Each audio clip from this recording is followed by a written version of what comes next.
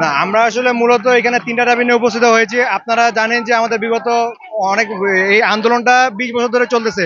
কাজে সরকারের আমল থেকেও কিন্তু এই আন্দোলনটা চলে আসছে, তারপরেও আমরা সঠিক সিদ্ধান্তটা পাইনি এখান থেকে।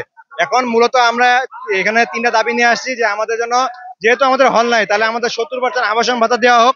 তারপরে হলো আমাদের যে বাজেটটা পাশ করা হয়, সেই বাজেটটা যেন আপনার কাটছাট না করে পাশ করা হয়।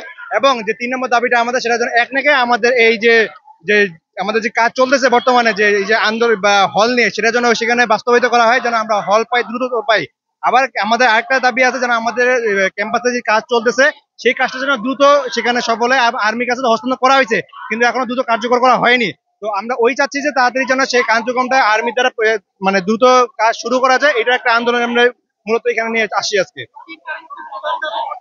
আমাদের ভাতা নিয়ে যেটা দাবি, 70% যেটা আবাসিক ভাতা। কারণ আমাদের যেন পুরান ঢাকার মতো একটা জায়গায় স্টুডেন্টরা অনেক স্ট্রাগল করে থাকে, একটা হল নাই, এত গরমে অনেকে টিউশনি করে আপনার বাসায়, আপনার ফ্যামিলিতে ওরা সাপোর্ট দেয়।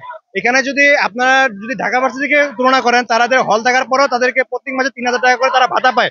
সেখানে আমাদেরকে ওরা 1% ভাতা দেওয়া হয় না। তো এটা যদি আমরা অ্যাটলিস্ট যতদিন পর্যন্ত হল হচ্ছে না, ততদিন পর্যন্ত অ্যাটলিস্ট আমরা ভাতা পেতে পারি। এটাই আন্দোলনে, আমাদের মূল আন্দোলনে 70% যে ভাতাটা দেওয়া হয়, এটার জন্য মূলত আমরা এখানে আসছি আজকে। দেখলাম যমুনার সামনে হাসনাতরা আন্দোলন করলো, সেক্ষেত্রে তাদেরকে কোনো করা হলো না, কিন্তু আপনাদেরকে পুলিশ কি আজকে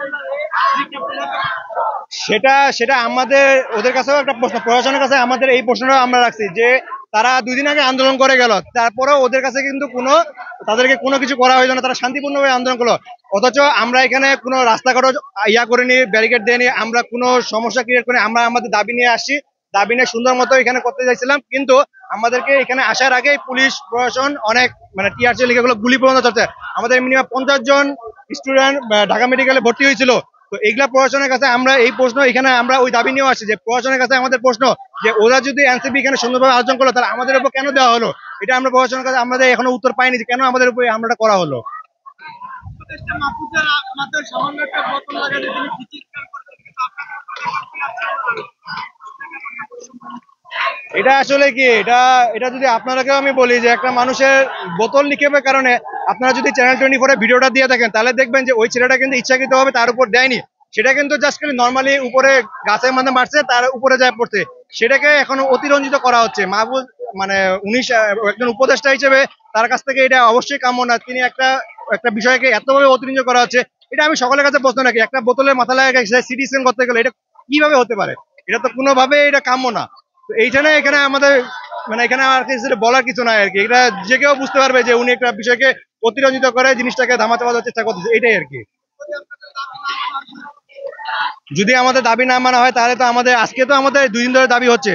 তো আজকে আমরা আসছি গণ অনশনে বসছি, এখান থেকে তো আমরা সরতেছি না যতদিন পর্যন্ত আমাদের আন্দোলনে সুষ্ঠুভাবে হচ্ছে না, বা আমরা দাবিগুলো মেনে নিতে পারছি না, ততদিন পর্যন্ত আমাদের গণ অনশন চলতে থাকবে। এখান থেকে আমরা নড়তেছি না আর। এটা আমাদের প্রশাসনের পক্ষ থেকে নোটিশ আসবে, যদি আজকের মধ্যে না হয়, তাহলে আরো কঠোর পদক্ষেপ আমরা নিতে বাধ্য হবো। এটি